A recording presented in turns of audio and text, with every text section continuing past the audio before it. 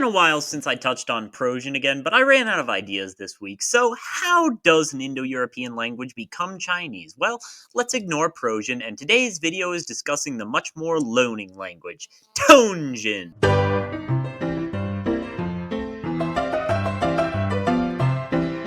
Tonesian is more or less my apology for making Persian too Indo-European. It uses a lot of the same structures as Chinese to simplify consonant codas, reducing them into a tone, while simultaneously retaining a complicated syllable onset. It eliminated grammatical gender, but keeps case. It reduces all words to a single character, but not to a single syllable. And overall, it borrows way more words from Chinese. Let's start with tonogenesis. In Mandarin, there are 4 different tones and a case for no tone. These are determined by the voicing of the historic initial consonant and the identity of the historic final consonant.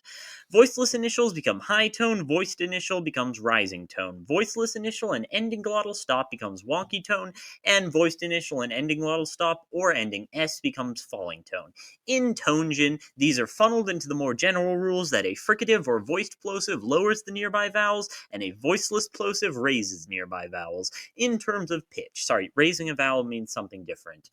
It makes it sharper. Of course, there is no devoicing of onset consonants because Tonesian doesn't have aspiration, but the voiced voiceless does evolve into a fortis lenis distinction. That's worth something, right? But enough talk. Let's pull out 5 specific words. I, blood, wolf, he, she, it thinks, and night. In Proto-Virhomenian, before Tonogenesis, these are a, kus, krei, wulkes, osietu, and nats. Pretty non-Chinese so far, but let's get into the ways we add tones. The first was obviously covered, pitch accent. The stressed vowel is sharp while all the other vowels receive a flat tone. We passed through a few more rules that mostly affect vowels but not tone. Occasionally vowels in hiatus are combined, and if sharp and flat are combined in that order, it forms a combined rising vowel. Similarly, consonants are deleted from clusters. The rules for how this affects tones are the same. Voiced consonants and fricatives lower high tones to produce a rising or falling tone. Voiceless consonants raise low tones to produce a falling or rising tone. Most importantly, it removes consonants, making syllables look more Chinese. And then we delete syllable codas. Qui loses the S and becomes high descending. Ke loses the S and becomes low descending. Siet loses the T and becomes low rising. Nats loses the TS, but it doesn't lower it like it would in Chinese. It raises it because the affricate is considered apart from the fricative in Persian. And finally, vowels shorten. My thoughts would be that you would falter as you hold the long vowel, so these leave behind lowering vowels as they shorten. High and low become high falling and low falling, and high rising and low rising become high and low. That leaves modern Tonesian a, kvi, krei, vilke, usie, and na. But not every word is directly from PIE. This is pretty easy to wrap your head around because English also borrows a lot of words from French. It can often seem a bit frenetic which words are loaned and which are maintained. Oftentimes, this appears as a division between the upper and lower class. Lower classes ask, upper classes inquire. Lower classes buy, upper classes purchase.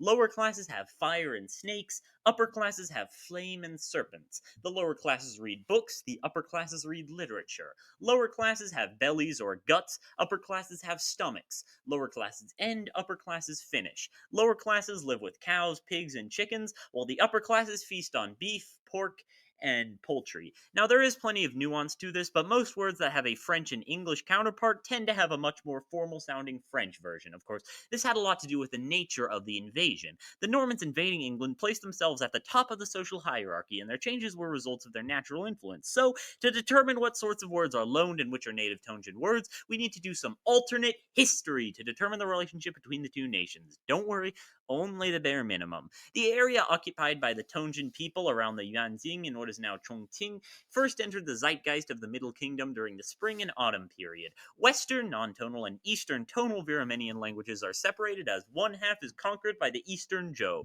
Eastern Virhomenians occupied what was then the state of Shu. In our universe, this kingdom is named the Zhou Kingdom after the Tonesian people. As the power of Zhou erodes, Shu's only relationship is with nearby Ba. In our timeline, the Zhou conquer their ally instead. This is generally the biggest difference. The Zhou kingdom is much more conquery than the Shu. Why? Well, I could go all pseudoscience and say Indo-Europeans are naturally more conquery, but more to the point, the Chinese people there don't just disappear when the Virhomenians arrive. They A, have a bigger population, and B, have an existing tension there, so that makes the entire state more conquery. So they take over. But then comes the Qin and the Han, both of which conquer the Zhou.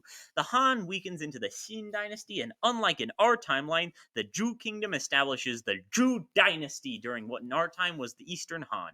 The Plague and the Yellow Turban Rebellion still topple the dynasty, and we enter the Three Kingdoms with Zhou as a powerful player. But all this to say, even though they are conquered by the Chinese, they also do their fair share of conquering. They don't develop the same clear upper class lower class distinction as English with French, as Chinese lords don't rule over the Virhomenians directly, but it is certainly the language of the elite, more like Urdu and Persian. So words related to government, trade, and education are biased towards loanwords, but there isn't the same wealth or abundance of double words like in English. It's also worth noting that English and French suffers as a point of comparison because both are still Indo-European languages. There are a lot of weird differences between Chinese and Tonesian. In Proto-Indo-European, verbs are very central in a way they just aren't in Mandarin. For example, the Mandarin for to see is 2 words long, so in that sense, Chinese roots help fill in the gaps that exist in Tonesian. For example, many Proto-Indo-European languages don't have separate native words for wood and tree, man and husband and person, woman and wife, arm and hand, foot and leg, or red and orange. There are some other words that are just weirdly absent in Proto-Indo-European, like the preposition downwards. Obviously, novel concepts like bamboo and freaking yaks have to use Chinese loanwords, but that brings up the next question: grammar.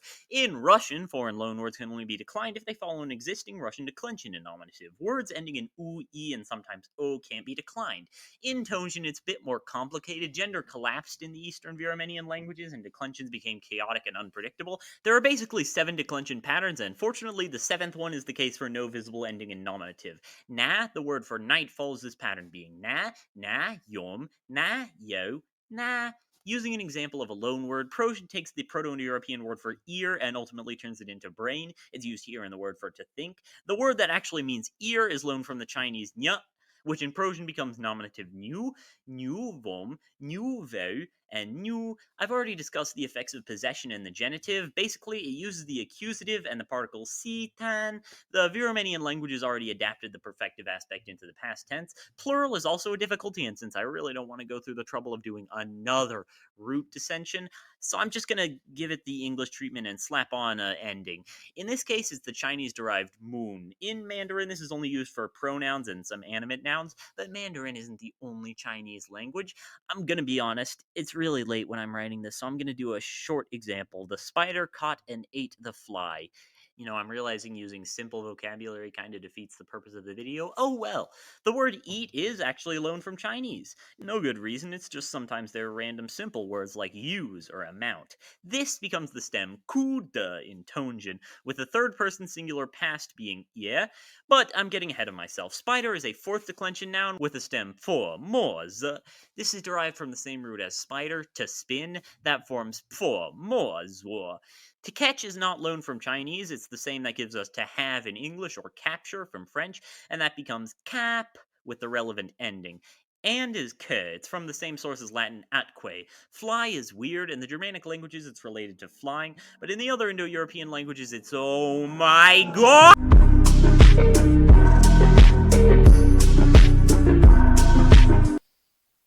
Yeah, I'm gonna use a loanword from Chinese. The word for housefly is ing, which has been reconstructed confusingly, but I'll use mreng. This eventually ends as vom ring. This is 7th declension and takes the accusative ending om, so altogether that's for mo zuo ku die ke ka pie vom ring om.